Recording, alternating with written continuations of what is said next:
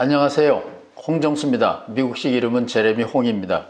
갈릴리 신학교에서 현장 신학 만들기 2시간짜리 줌으로 6강을 했습니다. 6회의 강의를 마쳤습니다. 이제 그것을 마치면서 거기에서 미처 다 못 나눈 혹은 하이라이트라고 생각하는 중점을 정리하는 영상입니다. 외부 사람들도 관심 있다면 이 참새 예수가 아니고 신학운동방이 따로 있습니다. 거기에 가서 공부를 하셔도 좋겠습니다. 현장 신학이라는 말을 우선 설명드리겠습니다. 말은 문맥에 따라서 다릅니다. 문맥에 따라서 다르다라는 말을 조금 달리 표현하면 어떤 말을 했을 때 그 말은 긍정하는 것, 주장하는 것이 있기 때문에 부정하는 것, 무시하는 것, 아닌 것, 그런 것이 늘 있습니다. 그래서 비가 온다. 지금 밖에서 비가 온다. 그 말일 수도 있고, 수업 끝이다. 그 말일 수도 있고, 데이트하는 날이다. 그 말일 수도 있고, 비가 온다. 오늘 가족 게임이 있는 날이다. 그 말로 들을 수도 있고, 비가 온다. 눈이 온다라고 했던 일기예보가 틀렸다. 그 말일 수도 있고, 말은 듣는 사람과 말하는 사람을 연결해주는 맥락, 문맥, 상황에 따라서 사뭇 의미가 달라집니다. 이것을 꼭 기억하셔야 됩니다. 이것을 어려운 말로 언어 철학이라고 하는데 언어의 상식에 속한다고 말할 수 있습니다. 우리나라 옛 사람들이 말 귀를 알아먹으라 그러는데 말에 귀가 있고 코가 있고 눈이 있는 건 아니죠. 자, 그러면 현장 신학 만들기, 그랬으면 현장 신학이 아닌 신학도 있다라는 얘기예요. 대표적인 신학이 교실 신학입니다. 아카데미아, 학교에서 PhD 받은 교수님들이 강의하는 강의는 교실 신학입니다. 그 교실 신학의 특징은 다른 교수, 학자가 무슨 말을 했는지에 대한 리스판스입니다. 다시 말하면 우리가 살고 있는 현장, 오늘 이 상황에서의 문제는 아니라는 얘기입니다. 일 수도 있고 아닐 가능성이 더 많이 있습니다.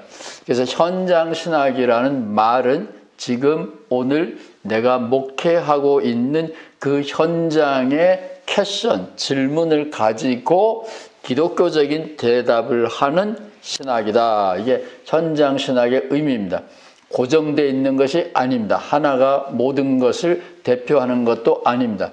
각자 목회자들이 자신의 신학을 수립해야 되는데 지금까지 신학은 배우는 거였습니다. 배우는 것이 아니라 이제는 스스로 만들기 하는 작업을 하려고 갈릴리 신학운동을 하고 있고, 줌이지만 세계 각지에서 목회자들이 협조해 주셨고 이 프로그램을 만들어 주신 어떤 목사님과 홍상태 교무처장 교수님에게 심심한 감사의 뜻을 전하면서 지난 6회 동안 했던 이야기의 하이라이트를 일반인들과 공유하려고 합니다. 지난 강의의 핵심 총정리하고 우리 예수, 갈릴리 사람으로 사신 예수, 예루살렘에서 인류의 죄를 대신하여 돌아가신 예수가 아니라 사신 예수, 예수님에게도 인생이 있었습니다. 예수님에게도 희망이 있었습니다. 예수님에게도 분노가 있었습니다. 절망이 있었습니다. 환희가 있었습니다. 희로애락이 예수님에게도 다 있는 멀쩡한 한 인생이었습니다. 그 인생, 예수님이 우리에게, 저에게 주는 복음이 있습니다. 그것이 우리 갈릴리 신학교가 추구하고 있는, 선포하고 있는, 전하고 있는 우리 예수 복음인데, 다른 복음과 비교하여 강점이 무엇인가? 강점이 없다면 쭈그러들어야 되겠죠. 자랑하면 안 되겠죠. 숨어서 해야 되겠죠. 우리는 우리 예수 복음이 다른 복음, 세상 복음, 바알 복음에 비하여 강점이 있다고 믿고 체험했기 때문에 떳떳하게 자랑합니다. 이것이 갈릴리 신학 운동입니다. 이제 하나씩 짚고 넘어가 보겠습니다. 갈릴리 신학 운동은 두 마리의 새를 일석이조, 돌 하나로 새 두 마리를 잡으려 그러는 야무진 혹은 황당한 꿈을 가지고 출발하고 있습니다. 1번 문제는 독실한 크리스찬들이 교회 안에서는 문제가 없는데 사회에 나가면 신앙인인지 아닌지 차이가 없더라 하는 사회학적인 현상 보고서에 대한 응답입니다. 삶의 좌표인 예수가 없기 때문에 그런 거죠. 우리들에 대한 사람이신 예수님, 우리가 따라갈 수 있는 예수님을 의미합니다. 무리로 걸어가신 예수님 우리가 못 따라가요. 신적인 예수가 아니라 사람이신 예수를 따라가는 예수님을 좌표로, 등대로, 모범으로 삼는 크리스찬의 신앙이 생기면 신앙은 사회생활 속에서도 소금과 빛, 반짝반짝 빛나고 맛을 낸다. 성경에 있는 이야기고 우리의 확신이고 많은 사람들의 체험이기도 할 겁니다. 그러나 제너럴하게 일반적으로 보면 크리스찬들이 비크리스찬들과 가정생활, 직장생활, 학교생활에서 차이가 없다. 아마 많은 사람들이 공감을 할 거고 차이가 없을 뿐만 아니라 더 악질적이다. 제가 27년간 목회했던 LA에서는 저 사람을 가르쳐서 목사 같은 애요 이러면 뭐요? 나보고 도둑놈 같은 말이에요? 이게 실화입니다. 실제로 일어났던 일입니다. 목사님 같으시네요. 좋은 말이 아니고 도둑님 같은 분이네요. 이렇게 욕으로 알아듣고 화를 낸 적이 있습니다. 이건 실화입니다. 크리스찬 라이프, 기독교인의 생활이 왜 사회에서 빛과 소금이 못 되느냐? 예수라는 분이 삶의 모범이었는데 모범을 잃어버렸고 높이 숭배만 하는 예수 숭배에 빠져서 그렇습니다. 그게 이제 첫 번째 문제에 대한 우리의 대답이고, 두 번째는 LA에 가까이 있는 LA죠. LA에 있는 USC 학교 종교학 교수가 발견해낸 역시 보고서입니다. 이 두 책은 저자가 쓴 것이 아니라 자기 의견을 말한 저술이 아니라 사회학적인 보고서입니다. 교회를 크게 경영하는 사람들은 신학, 무학 대사들이다. 공부 안 한 목사님들이다. 이런 얘기예요. 따라서 우리 지금 갈릴리 신학운동을 하고 있는데 신학운동은 안 하는 게 좋다. 그런 건데 삑! 저는 반대입니다. 예수님도 광야에서 40일 단기 대학을 무사히 수료하셨기 때문에 선교 일선에서 목회를 할 수 있었던 거죠. 준비 과정은 꼭 필요한 겁니다. 그래서 무학 대사들이 아무리 설쳐도 신학운동은 계속 해야 되고, 그래서 아카데미아 신학이 아니라 교실 신학이 아니라 목사님들이 다 자신의 현장에서 내가 만난 고객들, 내가 만난 주님의 백성들 의 희로애락을 먼저 파악하고 그 희로애락에 대하여 성서와 예수님이 주는 대답을 전달한다. 이렇게 해서 현장 신학 만들기를 배우면 신학 무학대사들이 목회를 잘한다라는 이런 거짓 보고서는 힘을 잃게 된다. 이것이 저의 강력한 주장이었습니다. 신학교에서는 특별히 개신교 신학교에서는 로마서를 바울의 마지막 편지 로마서를 중요하게 여기고 로마서 1장 17절을 근거로 루터가 종교개혁을 시작했기 때문에 바울을 읽을 때 로마서 1장 17절 루터의 시각으로 읽습니다. 바울의 신학의 핵심은 믿음으로 구원받는다 이거라고 자꾸 보는데 그 틀린 이론입니다. 로마서, 적어도 로마서의 핵심적인 질문은 로마에 있는 유대인들과 이방인들에게 공히 예수 믿어야 천당 간다 이 얘기를 전하려고 하는데 이방인은 문제가 없어요. 이방인은 구원의 불빛이신 여호와 하나님이 보내신 메시아 예수를 모르니까 예수를 믿으라. 그거는 쉬운데 로마에는 유대인들도 있습니다. 바울이 로마서를 쓸 때는 이미 로마에 교회가 있었다고 볼 수 있어요. 그 로마의 교인들 중에 유대인들이 있는데 직접 간접으로 바울은 유대인들의 이야기를 신학적인 고민을 들은 거예요. 유대인들 입장에서 보면 구약 성서가 있고 여호와 하나님이 주신 계명이 있습니다. 율법이 있습니다. 어디서든지 율법을 잘 지키고 율법대로 살면 구원받는 거지 무슨 개나불행이냐 예수 믿어야 구원받느냐. 예루살렘 당국에서 예수는 신을 모독한 분으로 처형당했는데 공개 처형을 당했는데 유대인인 우리가 하나님을 알고 있는 우리가 왜 예수씩을 믿어야 되느냐. 그렇다면 이방인과 우리는 동일한 지점에 있다면 유대인의 나은 점이 뭐냐? 예수님의 원조상, 원줄기 하나님을 우리가 먼저 알았고 그 법을 먼저 알았는데 유대인의 강점, 유대인의 장점은 뭐냐? 바울은 어쩌면 남의 문제가 아니라 자기 자신의 문제죠. 쪽팔리는 이야기입니다. 저도 마찬가지예요. 한국 사람인데 왜 남의 나라 예수라는 청년을 우리가 쫓아가야 되는지 젊은 날에 저는 참 기분이 나빴습니다. 예수님이 기분 나쁜 게 아니라 왜 우리나라에는 내 삶의 표대가 되는 훌륭한 분이 없나? 내가 몰라서 그런가? 좀 고민을 했죠. 자존심이 상해서. 마찬가지입니다. 바울이. 하나님이 나를 선택했고 내가 바리새인 중에 바리새인인데 유대인이 구원 이미 받았는데 뭐 때문에 이제 와서 유대인들도 예수 믿어야 되느냐? 또 이방인은 로마의 제우스 신은 히랍의 신 믿고 잘 살았는데 왜 지금 새롭게 예수 믿어야 구원받느냐?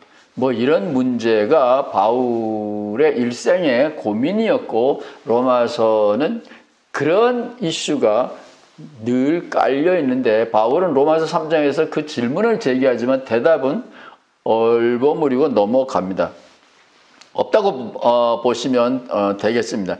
그 바울의 질문에게서 저는 힌트를 얻었어요. 아, 이런 질문이 리얼한 질문이구나. 다시 말하면 이 좋은 세상에서 대한민국이 선진국 대열에 들어간 이 좋은 21세기에 왜 외래 예수를 믿어야 되느냐?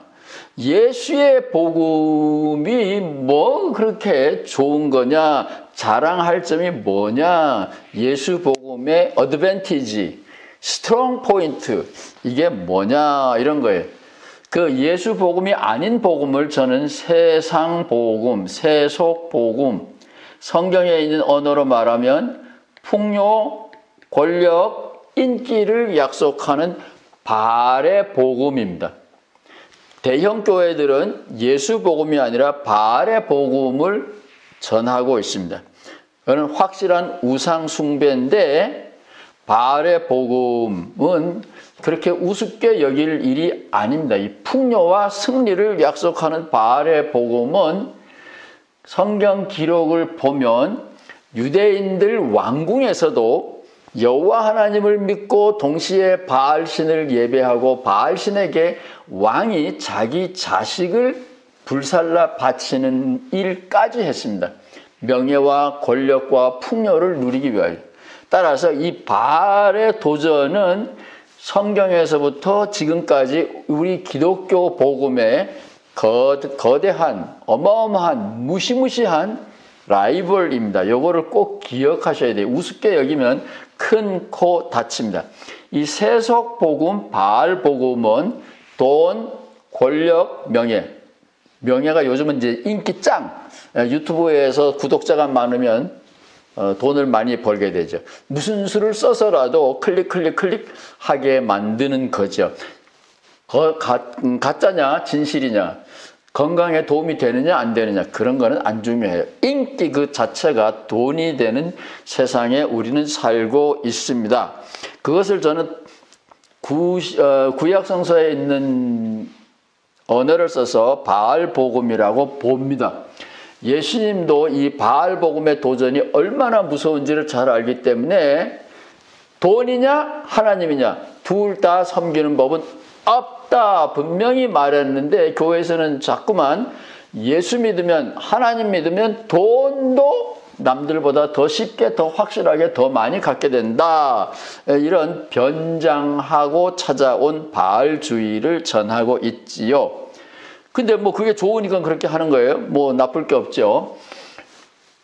애국운동 한다 그러고 일본을 배척한다 그러지만 그 집에 가보면 다 일제차도 쓰고 일제 부속품들, 기계품들 뭐 엄청나게 많이 씁니다. 안 그런 집 하나도 없어요. 저희 집에도 일본 제품들이 많이 있습니다. 시계, 뭐 카메라, 뭐 오디오, 비디오 이런 등등 부속품들 다 일본 사람들이 만든 것인 경우가 굉장히 많이 있습니다.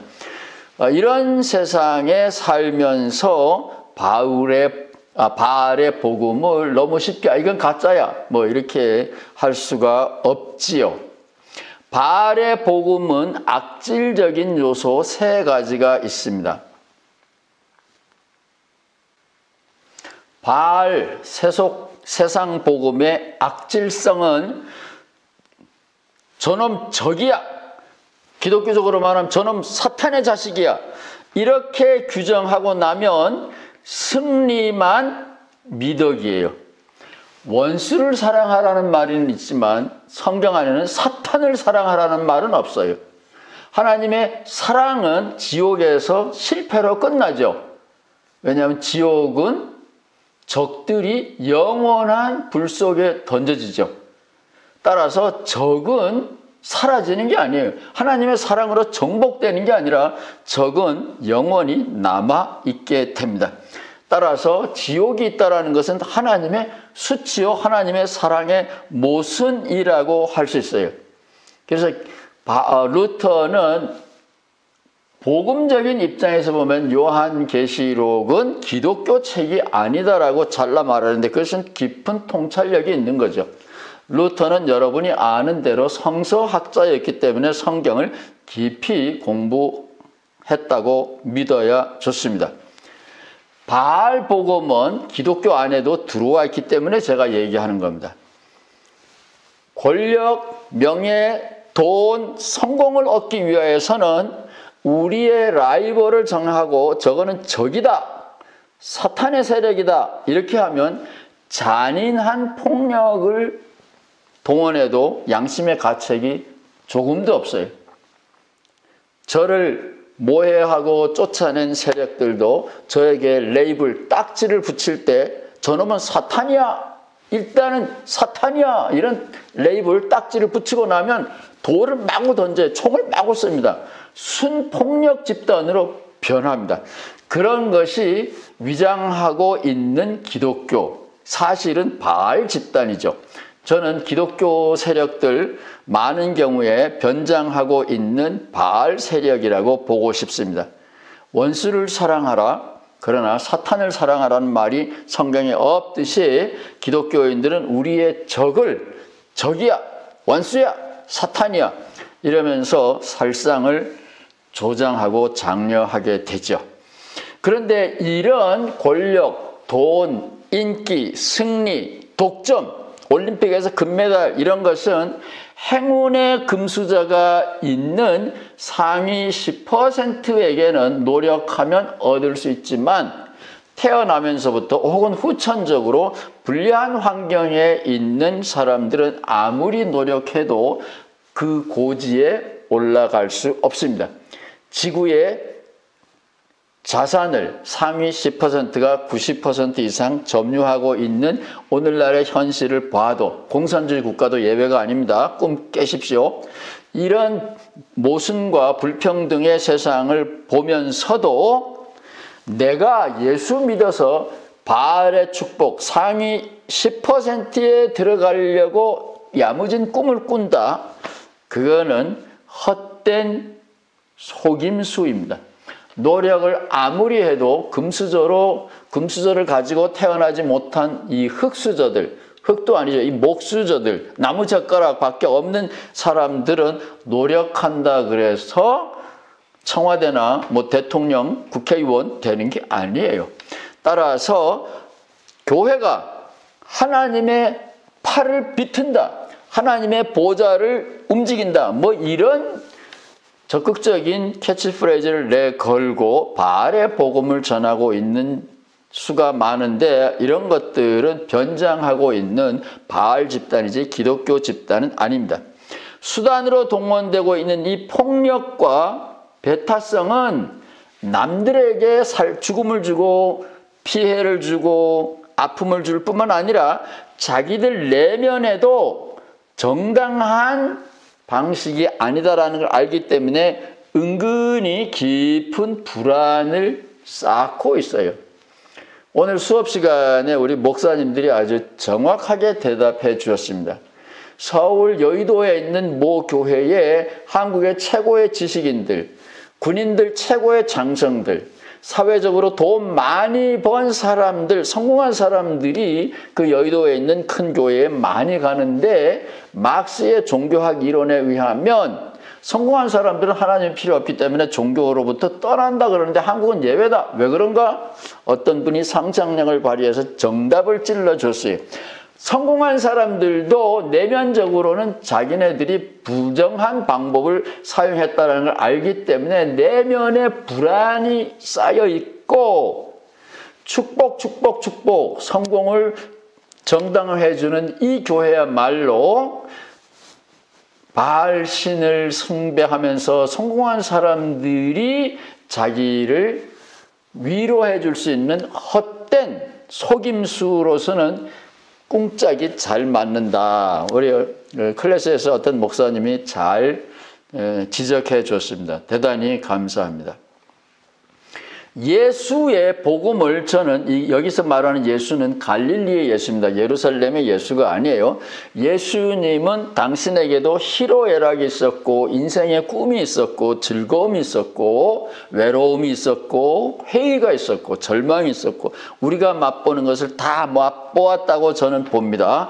예수 복음이 저에게 주는 인생의 세 가지 맛, 산미가 있는데 그것은 재미와 보람과 명분이에요.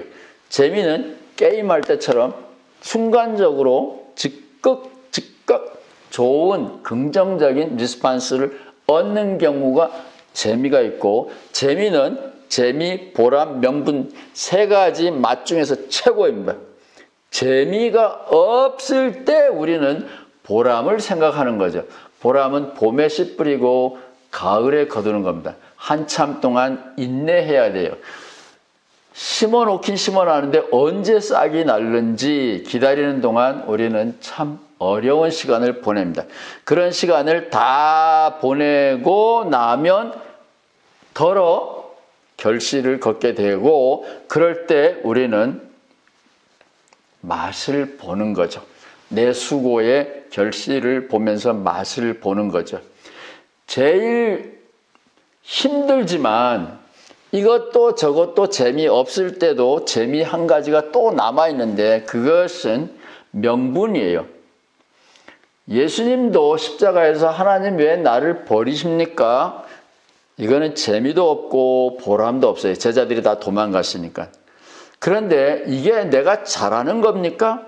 하나님을 못 오겠다라는 명분으로 온 세상이 보는 앞에서 빨가벗고 처형돼야 되고, 신명기에 있는 대로 나무에 달려 죽은 것은 당신의 저주를 받아 죽는 거라 기록되어 있는데, 하필이면 시대반처럼 돌에 맞아 죽으면 몰라도 요렇게 죽어야 됩니까? 하나님 왜 나를 버리십니까? 기도했을 때 저는 예수님이 얼마나 정직하고 진실하셨을까? 그 아픔은 참으로 컸다라고 봐요. 그런데 다른 복음서에 보면 바로 그 순간에 다 이루었다, 하나님이 나에게 맡겨준 미션을 내가 끝까지 잘 감당했다. 나의 명분을 긍정하고 재발견하고 이것은 아버지의 뜻이니이다. 이렇게 승복하고 가셨다. 마지막에 우리를 구원할 수 있는 것은 삶의 명분입니다. 내가 무엇 때문에 여기까지 달려왔느냐? 그 명분이 없을 때 우리는 회의에 빠지게 되지만 나는 이 목표를 향하여 달려왔구나. 남들에게 자랑은 못해도 그런 명분이 끝까지 남아있다면 인생은 구원이라고 보고 저는 예수 복음, 예수님 안에서 그것을 보고 갈릴리 운동은 바로 저에게 있어서는 삶의 명분입니다. 클래스에서 반응이 있을 때 재미도 있지요. 이제 클래스에 참여하신 분들이 페이퍼를 잘 내면 시간이 좀 걸리고 오래 기다려야 되긴 하지만 우리가 공부 힘들었지만 좋은 시간을 보냈네. 보람도 맛보겠지요. 재미와 보람이 하나도 없을지라도 저는 믿음으로 이 길은 하늘이 춤추는 옳은 길이야 라는 믿음이 있어요. 그래서 예수님을 만나면서 저는 제가 가는 길이 옳은 길이다라는 명분, 믿음이 생겼습니다. 중심부가 아니라 변두리의 생명들을 눈여겨보고 다가가서 말 들어주고 손잡아주고 그들을 도울 수 있으면 도와서 일으켜 세워서 함께 전진하고 행진하는 것, 그것이 양생의 활동입니다. 양생은 2조 말에 유교, 신유학파들이 예수님이 했던 사랑의 사업을 표현할 때 썼던 단어입니다. 사랑은 개인적인 뉘앙스가 너무 많기 때문에 저는 사랑이라는 단어는 별로 안 좋아하고 신유학파, 조선의 유학자들이 구한말에 썼던 양생이라는 단어가 예수님의 아가페 사랑을 설명하는 데 가장 적절한 한국말이라고 확신합니다. 생명을 돌보는 거예요. 국민학교, 초등학교, 중학교도 가면 다 있을 거예요. 양호실 있습니다. 보호하는 거죠. 양육하는 거죠. 예수님은 바로 생명을 키우고 돌보는 일을 하셨고 귀족을 돌보는 것이 아니라 변두리의 생명들을 돌보는 거라면 누구든지 할 수 있습니다. 높은 사람들은 많은 것을 요구하지만 변두리의 인생들은 물 한 모금만 얻어먹어도 갈증을 해소할 수 있기 때문에 그렇게 큰 수고와 희생 없이도 그 사람을 기쁘게 미소 짓게 할 수 있습니다. 이것이 제 경험이고 제 주변에서 날마다 보는 겁니다.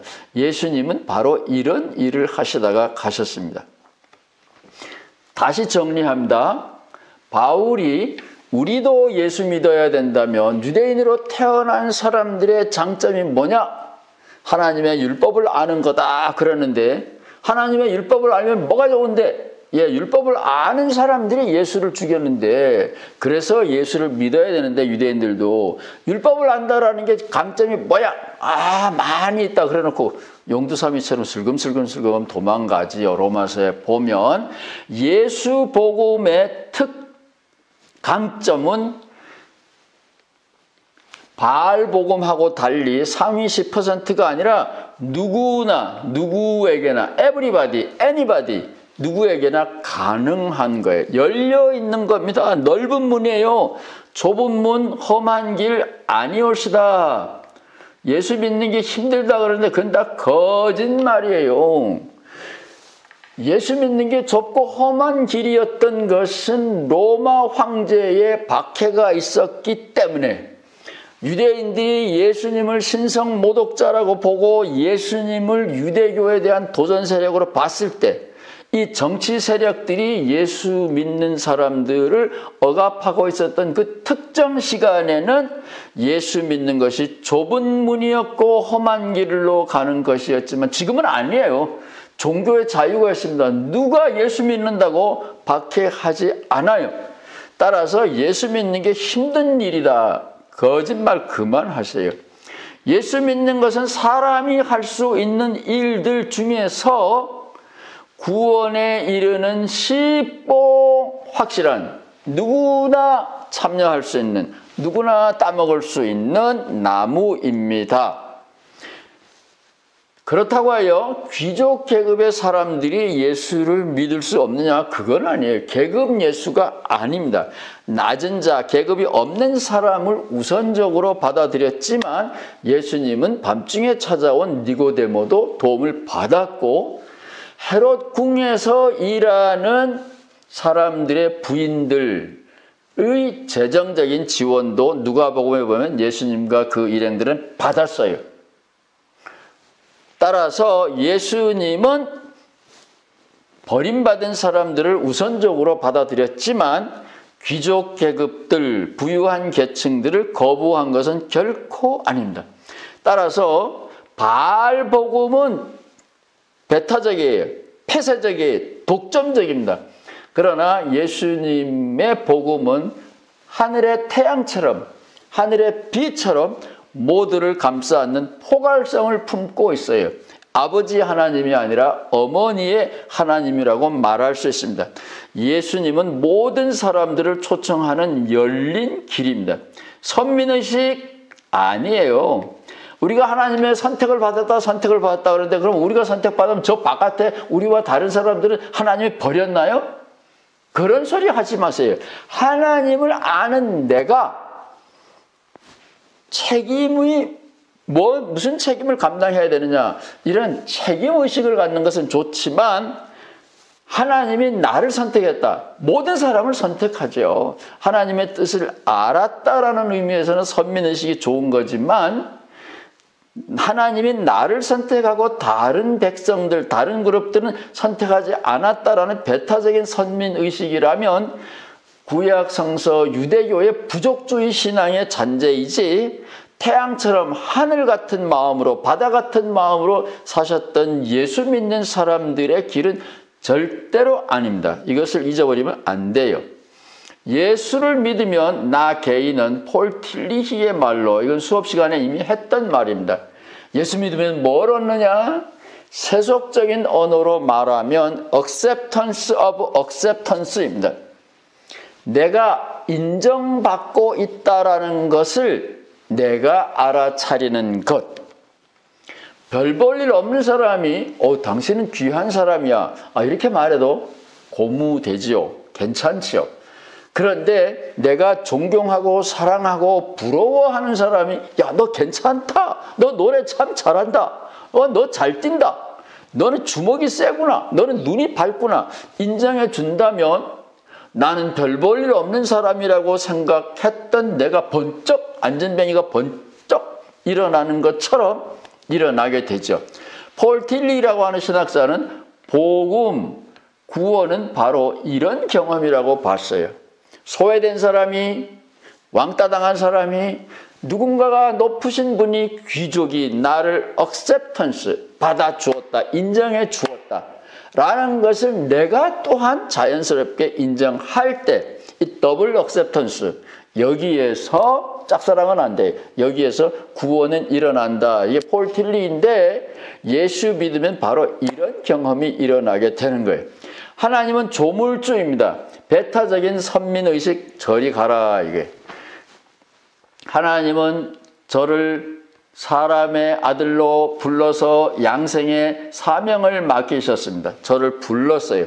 제가 다른 모든 재주 능력 없고 귀족 출신도 아니지만 하나님은 저도 불렀고 저에게도 미션을 주었어요. 그 양생의 일을 해보면 작더라도 거기에서 싹이 나고 사람이 웃게 되고 손을 펼치게 돼요. 장애인일지라도 이런 사건은 일어난답니다. 그 장애인도 구걸하는 사람처럼 남을 의존하고 자기를 포기하고 살다가 내가 인정받는다는 것을 체험하게 되면 벌떡 일어나서 손을 벌리고 남의 손을 잡아준답니다. 우리 갈릴리에서 박사학위 논문을 쓰신 어떤 분의 간증에 의하면 줄넘기 하나를 하는데 7년이 걸린 젊은이가 자기가 할 수 있다, 나도 사랑받는다라는 것을 acceptance, 깨닫게 되고 나서 남을 돕는 것, 손을 벌리는 일을 하더라 이겁니다. 지금도 안진뱅이는 일어나서 하나님을 찬양하는 일을 하게 됩니다. 양생의 체험을 통하여 내 존재를 확인하게 되고, 거기서 끝나는 것이 아니라 남들도 이런 복을, acceptance of acceptance의 복을 누리도록 돕는, 초대하는 선교사가 되는 거예요. 성령께서, 예수께서, 하나님께서 우리를 양생의 선교사로 보내십니다. 저는 이것이 인생의 참 맛이라고 고백합니다. 이것보다 더 좋은 일이 있으면 댓글로 남겨주세요. 알려주세요. 저도 그 길로 가고 싶습니다. 감사합니다. 건강한 모습으로 또 뵙겠습니다.